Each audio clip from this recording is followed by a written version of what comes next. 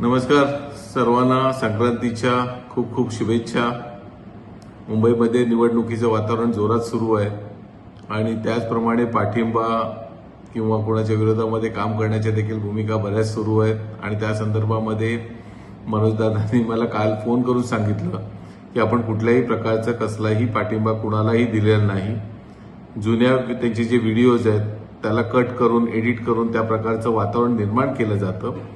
आपली लोक ही सर्व पक्षांमध्ये आहेत आणि सर्व पक्षांमध्ये असलेले आपले कार्यकर्त्यांमध्ये आपले मराठा समाजाचे जे वेगवेगळ्या पक्षांमध्ये उमेदवार देखील आपले उभे आहेत, ज्यांनी आपल्या मराठा क्रांती मोर्चामध्ये काम केलेलं आहे, आपल्या आलेल्या आत्ताच्या आंदोलनामध्ये काम केलेलं आहे।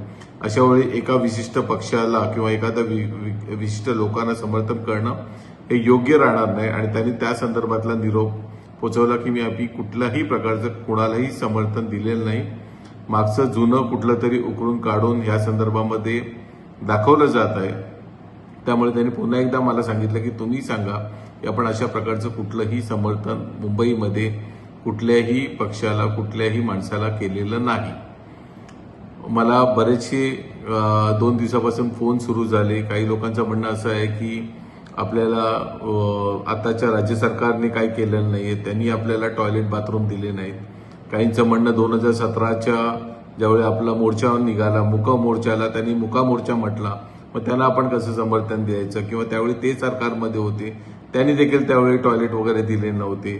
मग या सर्व एकमेकांच्या भांडणामध्ये आपण न पडता मराठा समाजाने जे आपले उमेदवार असतील, ज्यांनी आपल्यासाठी काम केलेलं असेल, मात्र त्याच्या मागे नक्की उभं राहावं आणि या आत्ताच्या सुरू असलेल्या या लढाईमध्ये आपण आपला क्रांती मोर्चा कुठल्या तरी एका पक्षाच्या वगैरे दावणीला न बांधता आपण आपले जे उमेदवार आहेत, ज्यांनी आपल्यासाठी काम केलं त्याच्या मागे भक्कम उभे राहा।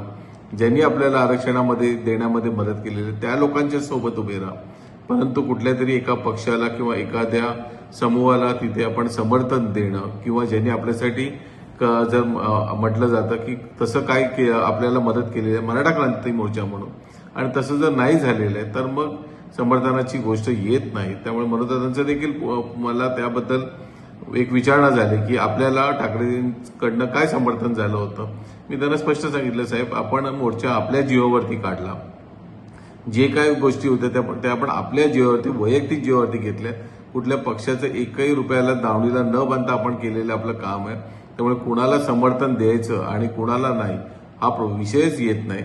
आपले लोक सर्व पक्षांमध्ये आहेत, सर्वांनी आपापल्या पक्षाचं नक्की काम करावं, आपापला उमेदवार नक्की निवडून येईल, त्यात जर आपल्या समाजाचा असेल तर नक्की आपण त्याच्यामध्ये हातभार लावला पाहिजे। एवढंच सांगतो आणि थांबतो की पुन्हा एकदा सांगतो की मनोजदादांचं कुठल्याही कुठल्याही पक्षाला, कुठल्याही समूहाला किंवा कुठल्याही एका विशिष्ट उमेदवाराला कुठल्याही प्रकारचं समर्थन दिलेलं नाही। धन्यवाद।